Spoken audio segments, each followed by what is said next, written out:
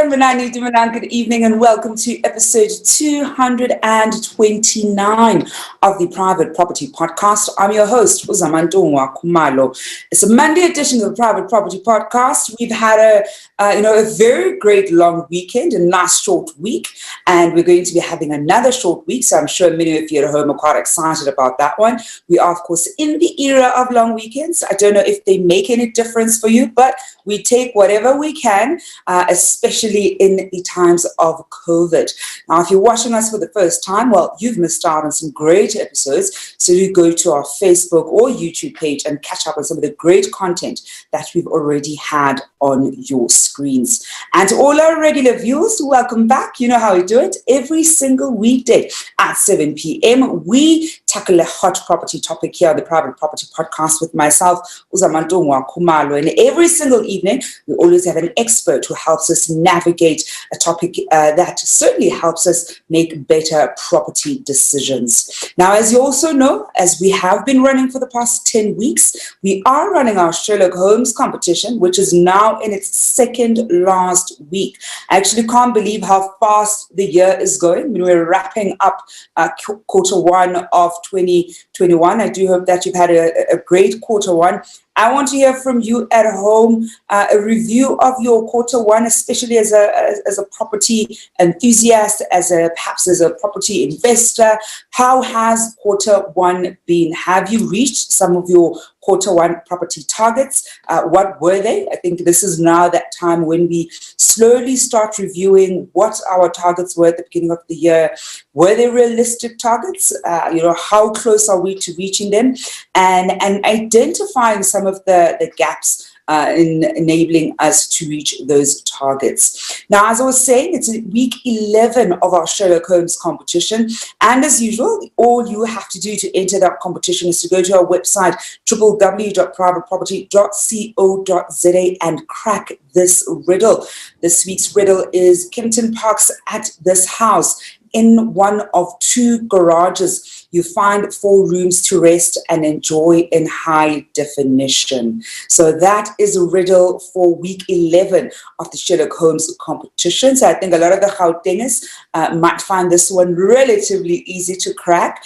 If you think you know where the riddle is taking you, then do go to our website and enter that competition, where you will stand a chance of walking away with a 5,000 Rand voucher later on this week. We are, of course, going to change things up slightly, as it's going to be Good Friday on Friday, and of course we don't come on air during a public holiday. I will be keeping you updated about Thursday's episodes, which promises to be quite an exciting episode, because that's actually when we're going to be celebrating our 1-year anniversary show. I know that we had kickstarted the podcast tomorrow a year ago, but we want to move things just slightly, get you ready for the long weekend, and make sure that that anniversary episode is everything that we've certainly promised it to be, and everything you at home also wanted to be. And of course, as part of our Sherlock Holmes competition, we also give away 500 Rand in cash every Wednesday and Thursday. Now, late last year, we couldn't get a winner, so it has rolled over to 1,000 Rands. But as I did promise, we'll probably spice things up slightly, especially for the Thursday episode, as that is going to be the anniversary episode.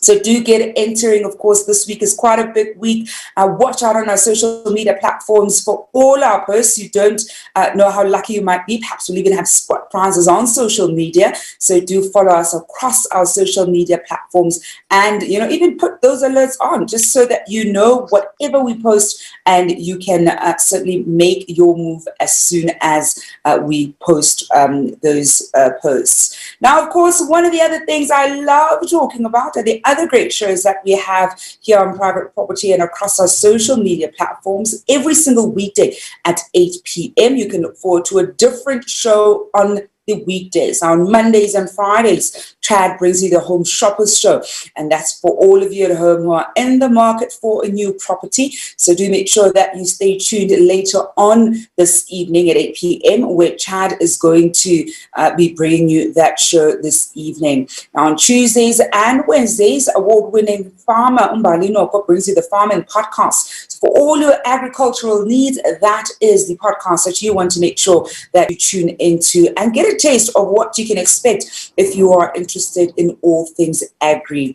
And on Wednesdays, Esther Klassen brings you the First Time Home Buyers Show. So for all of your first time home buying needs, and to also get a sense of how other people did it and have been able to expand their portfolios, that certainly is the podcast for you.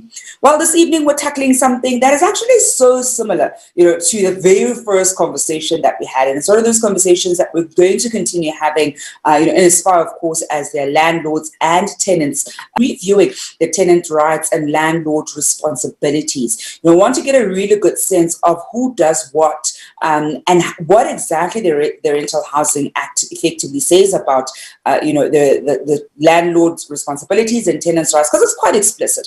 I think sometimes there certainly are instances where, landlords take a lot of chances, and I know tenants also sometimes take chances. So we want to get a better understanding of who handles what, who pays for what, and really get a good sense also of how you can potentially remedy an issue if you come across it as a landlord, or sometimes even as a tenant. Now, to help us better understand who's supposed to be doing what, how can we manage it, how can we be better tenants, and certainly how can we also be better landlords, I'm joined this evening by Grant Rea, who's a residential sales and rental specialist at Remax Living. Grant, good evening, and thank you so much for joining us. Hello, Gonzalo. Thank you for having me again.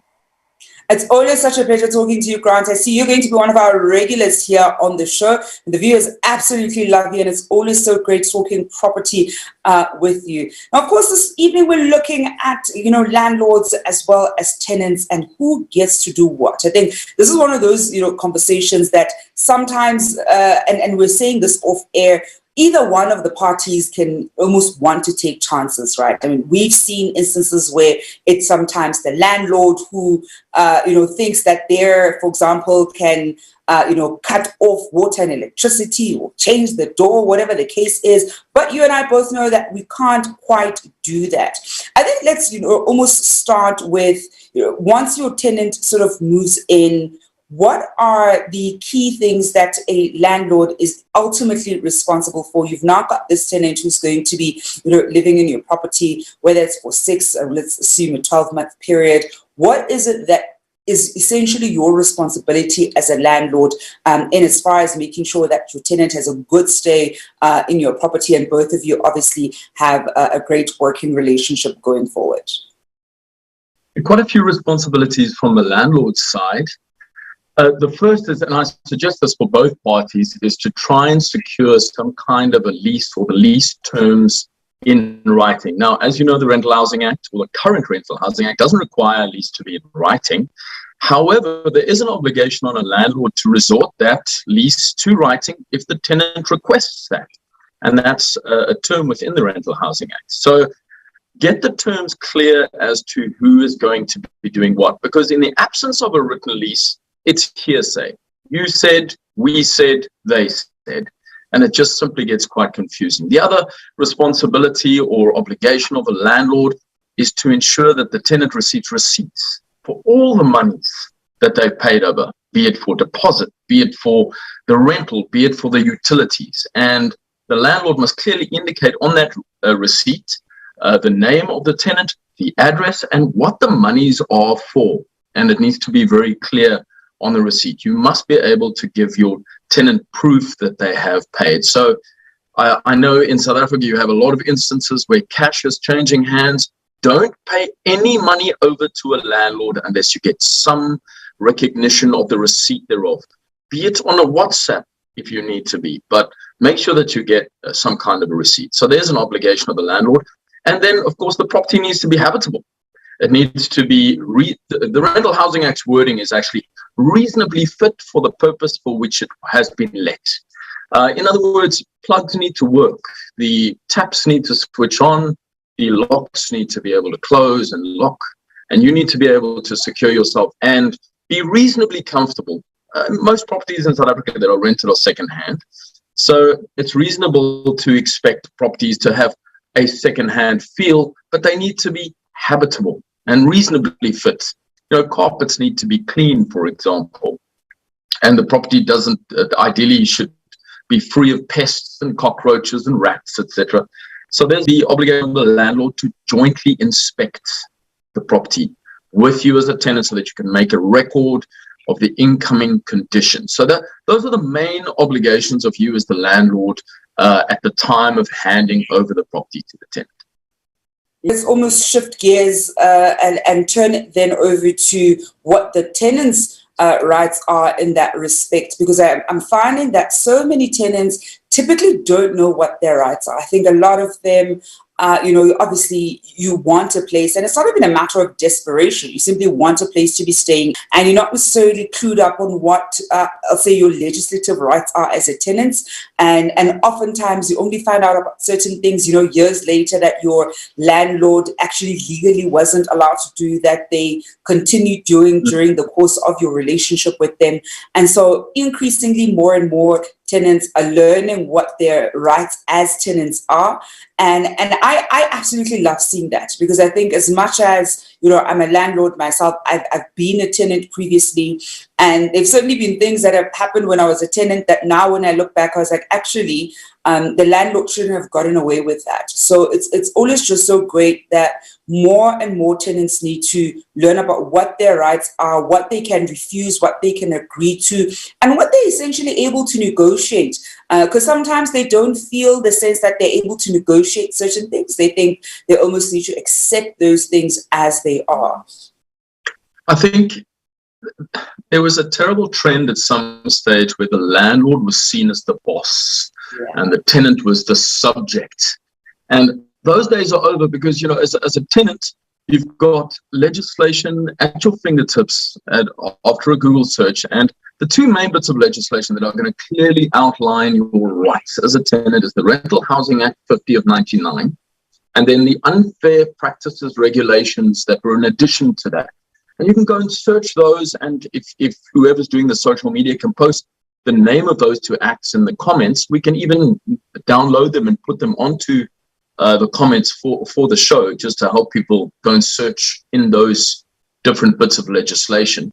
And, on this matter, you can very clearly find the very first line in general provisions of the Rental Housing Act is around discrimination, and around how the landlord, in advertising a property, cannot discriminate against you on any basis like gender, pregnancy, sexual orientation, religion, cultural dynamics. However, and this is for landlords, you can, however, discriminate on the basis of whether someone can afford the property.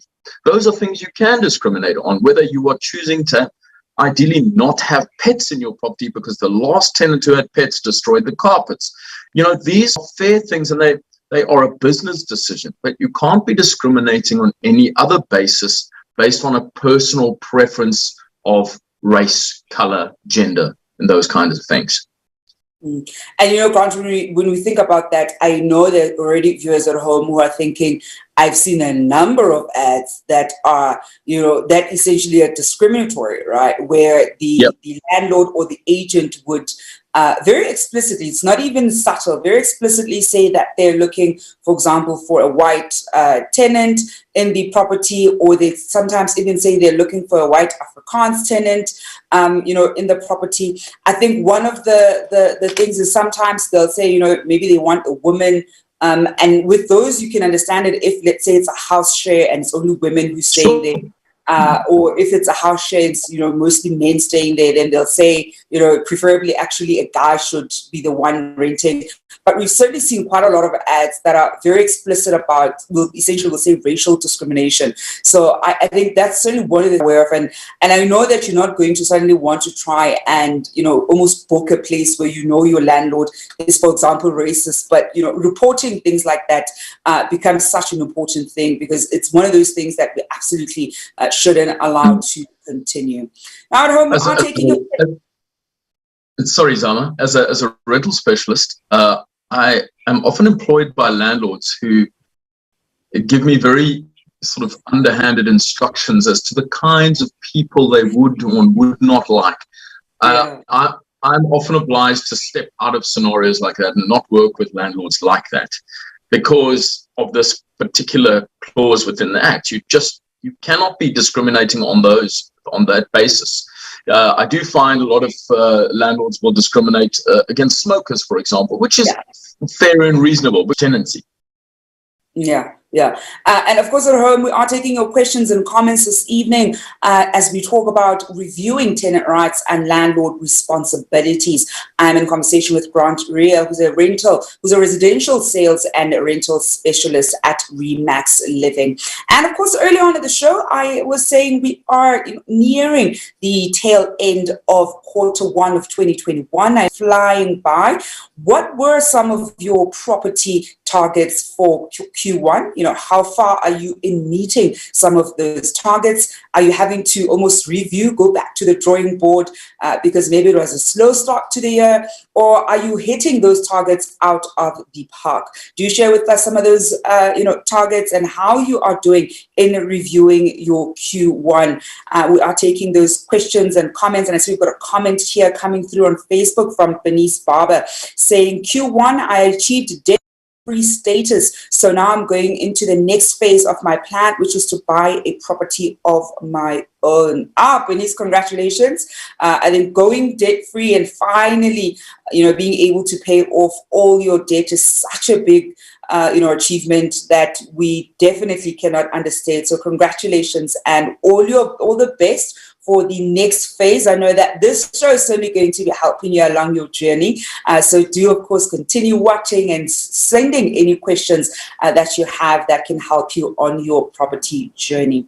Now, one about Bernice also then continues to say, I'm in year 3 of being a tenant in the same property. A lease was in place for the first 2 years. Currently, I'm on a month-to-month. Do the terms of the previous lease may change? Love this question. So it does stay in place. So unless there's a formal renewal of the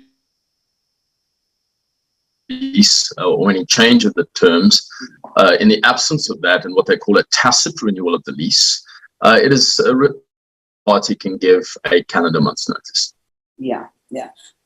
And I was about that the only thing is essentially the notice. So I know with month to month, you can do 2 weeks, so it doesn't have to be a month's notice. So I think if it's favorable for both in your landlord, and if you're there already for 2 years, you're on year 3, something like that typically isn't, going to be a contentious issue at all. You probably have a very good working relationship with your landlord. We've got a question here coming from Facebook, and this one is coming from Ruth Ndongala, who asks, after renting for 10 years and due to the lockdown, we are working remotely, unable to pay the rent in full. Now the landlord wants us to vacate or take us to court. What can I do? This is always going to be a difficult one in this period now in 2021. A lot of people have a very uncertain arrangement about income. The biggest recommendation I have for scenarios like that is playing open cards with your landlord. Invite them to the property, say, please come and sit with us. We need to discuss our scenario with you. And